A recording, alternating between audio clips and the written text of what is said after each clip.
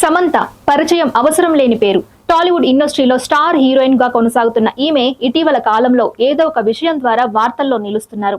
అయితే తాజాగా తెలంగాణ సర్కార్ తీసుకున్నటువంటి నిర్ణయంపై సమంత కూడా గట్టిగా తన వాదనను వినిపిస్తూ రేవంత్ రెడ్డి ప్రభుత్వానికి వ్యతిరేకంగా పోస్టులు చేశారు. ప్రస్తుతం హైదరాబాద్ సెంట్రల్ యూనివర్సిటీలో 400 ఎకరాల భూమిని పూర్తిగా చదును చేస్తున్న విషయం తెలిసిందే. ఇలా 400 ఎకరాల భూమిని చదును చేయడం అంటే ఎన్నో వన్యప్రాణులకు ఆవాసం పోతుంది. పెద్ద పెద్ద వృక్షాలు ఒక్కసారిగా నేలమట్టమైతే ఉష్ణోగ్రత కూడా పెరిగి పర్యావరణంపై తీవ్ర ప్రభావాన్ని చూపుతాయి.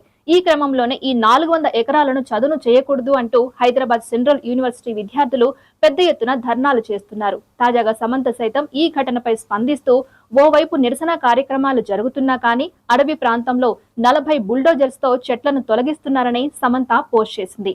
అడవులను నిర్లక్ష్యం చేస్తే ఉష్ణోగ్రతలు 4 డిగ్రీల సెంటీగ్రేడ్ పెరుగుతాయని ఆవేదన వ్యక్తం చేసింది. అంతేకాదు ఎన్నో వన్యప్రాణులకు ఆవాసంగా ఉండే ఈ అటవీ ప్రాంతాన్ని కాపాడుకోవాలని పిలుపునిచ్చింది.